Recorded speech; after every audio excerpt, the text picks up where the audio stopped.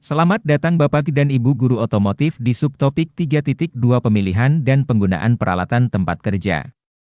Pada kesempatan kali ini kami akan membahas mengenai beberapa poin di dalam subbab ini meliputi power tool, car lift, pemilihan dan penggunaan peralatan tempat kerja. Mari kita bahas lebih satu persatu. Power tool adalah peralatan yang sumber tenaganya bukan dari tenaga manusia, tetapi tenaga menggunakan listrik atau tenaga pneumatis, udara. Apabila hentul merupakan perkakas yang dalam penggunaannya tidak menggunakan mesin atau listrik dan mengandalkan tenaga manusia, maka sebaliknya dengan perkakas mesin atau power tool. Power tool membutuhkan sumber tenaga berupa listrik atau baterai. Keuntungan utama dari power tool adalah kemampuan mereka untuk meningkatkan produktivitas dan efisiensi pekerjaan. Mereka sering lebih cepat dan lebih kuat daripada alat tangan konvensional yang dapat menghemat waktu dan usaha. Selain itu, power tool biasanya lebih presisi dalam melakukan tugas tertentu. Ada beberapa contoh alat yang termasuk dalam kategori power tool yaitu bor listrik atau electrical drill, impact atau impact drill, bor angin atau air drill, gerinda, obeng listrik. Bor listrik adalah perkakas mesin yang memiliki kegunaan untuk membuat lubang atau mengebor pada objek tertentu, misalnya kayu, triplek, tembok, sesuai kebutuhan. Bor listrik biasanya terdiri dari motor listrik yang menghasilkan gerakan putar, dan gerakan ini ditransmisikan ke ujung bor, pemegang bor, untuk menggeruskannya ke dalam bahan. Bor impact drill, digunakan untuk mengendorkan baut atau mur dengan sangat cepat, sedangkan yang berukuran besar digunakan juga untuk mengendorkan baut atau mur yang sangat kencang. Bor impact juga dapat digunakan untuk melubangi objek benda tertentu. Akan tetapi, yang membedakan adalah pada bor impact dilengkapi dengan fungsi untuk memberikan hentakan atau daya bentur ke objek yang keras seperti beton. Bor angin adalah alat atau mesin yang digunakan untuk mengebor lubang atau membuat lubang dengan menggunakan udara bertekanan sebagai sumber tenaga. Bor angin umumnya digunakan dalam lingkungan industri, bengkel, dan pekerjaan konstruksi. Gerinda adalah alat listrik atau mesin yang digunakan untuk menghaluskan, mengukir, memotong, atau membentuk berbagai jenis material, seperti logam, batu, kayu, atau plastik. Mesin gerinda umumnya menghasilkan gerakan putar yang tinggi dan memanfaatkan berbagai jenis alat potong, seperti cakram potong, batu gerinda, atau alat gurdi, yang tergantung pada jenis pekerjaan yang dilakukan. Screwdriver adalah perkakas mesin yang memiliki fungsi sama dengan obeng manual. Akan tetapi pengguna tidak perlu menggunakan tenaga manual, melainkan menggunakan tenaga mesin dari listrik atau baterai. Biasanya arah putaran dari cordless screwdriver dapat diatur apakah putaran searah jarum jam, mengencangkan, atau berlawanan jarum jam, melonggarkan. Beberapa alat yang termasuk kelompok power tool. Baik Bapak Ibu guru otomotif, kita masuk pada pokok bahasan selanjutnya yaitu car lift. Car lift adalah perangkat atau sistem yang digunakan untuk mengangkat kendaraan seperti mobil atau sepeda motor dari tanah ke posisi yang lebih tinggi secara keseluruhan, sedangkan dongkrak hanya mengangkat bagian tertentu saja.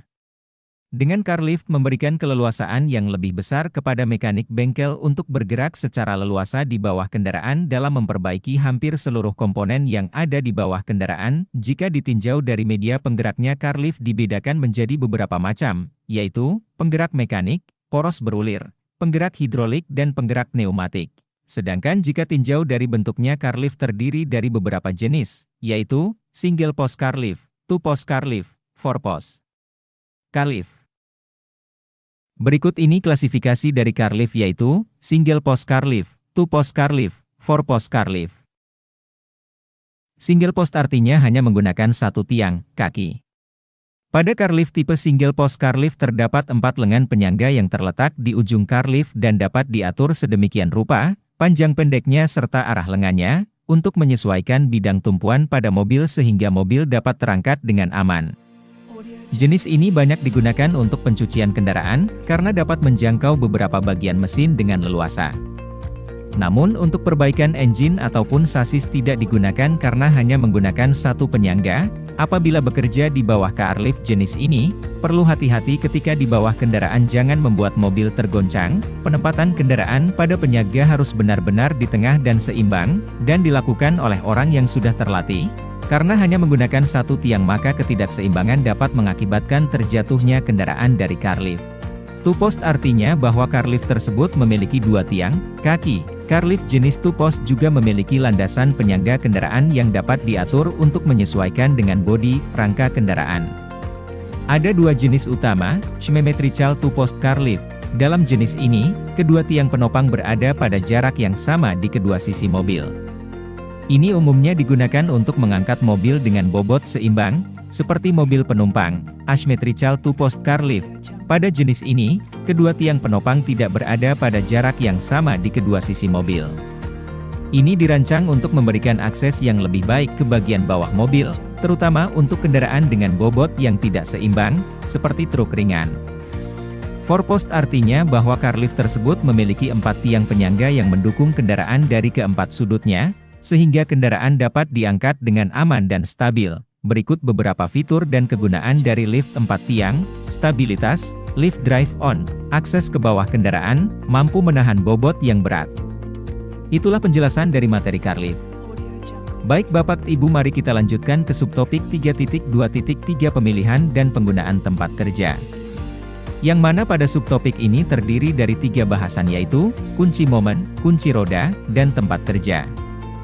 Mari kita bahas lebih dalam.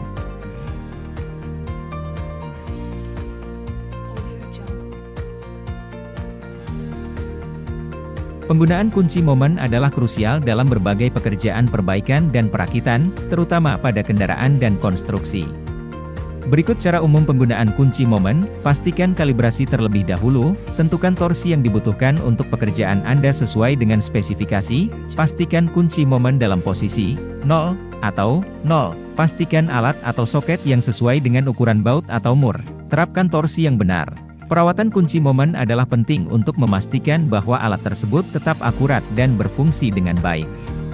Berikut adalah beberapa langkah perawatan kunci momen. Setelah selesai digunakan, atur kembali kunci momen pada posisi 0 atau 0. Simpan di tempat yang bersih. Kunci roda. Penggunaan kunci roda, juga dikenal sebagai kunci lock, adalah langkah penting saat Anda perlu mengganti roda kendaraan. Berikut adalah cara menggunakan kunci roda. Pastikan ukuran baut sesuai dengan kunci roda, letakkan kendaraan dengan aman, lepaskan tutup baut roda, lepaskan setengah putaran baut roda, gunakan krik untuk mengangkat kendaraan, lepaskan baut roda dengan kunci roda. Adapun cara penyimpanan yaitu dengan cara membersihkan kembali kunci roda setelah digunakan agar kotoran tidak menempel. Bapak Ibu guru otomotif, kita akan membahas materi selanjutnya mengenai tempat kerja. Kebersihan dan keteraturan tempat kerja. Kebersihan dan keteraturan tempat kerja di bengkel perbaikan otomotif adalah kunci untuk menjaga keselamatan, efisiensi, dan reputasi bisnis Anda. Berikut adalah beberapa langkah penting dalam menjaga kebersihan dan keteraturan tempat kerja di bengkel: penyimpanan alat dan peralatan, larangan merokok dan makan di area kerja. Larangan ini wajib ada di setiap tempat kerja. Karena merokok dan makan di area kerja dapat mengganggu efisiensi kerja, pembersihan berkala. Pembersihan berkala harus dilakukan karena untuk menjaga kenyamanan dan keamanan saat bekerja. Penanganan limbah. Di tempat kerja kita harus memikirkan bagaimana pengolahan limbah industri, sehingga ada hubungan yang baik antara tempat kerja dan juga lingkungan di sekitarnya.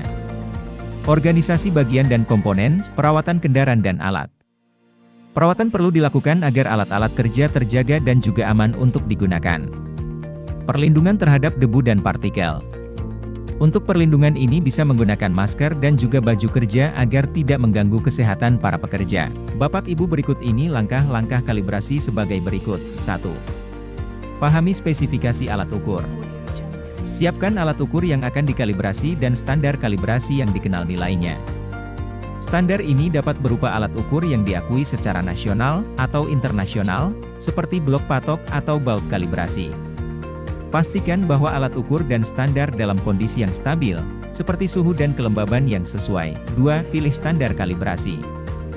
Gunakan standar kalibrasi untuk melakukan pengukuran dengan alat yang akan dikalibrasi. Bandingkan hasil pengukuran alat dengan nilai yang diberikan oleh standar. 3. Persiapkan alat kalibrasi. 4. Lakukan pengukuran awal. Gunakan standar kalibrasi untuk melakukan pengukuran dengan alat yang akan dikalibrasi. Bandingkan hasil pengukuran alat dengan nilai yang diberikan oleh standar. 5. Lakukan kalibrasi. Sesuaikan dengan standar operasional prosedur. 6. Jadwalkan kalibrasi berkala. Hal ini perlu dilakukan untuk menjaga akurasi dan presisi dari alat ukur. Demikian penjelasan dari kami terkait subtopik 3.2 ini. Semoga ilmu yang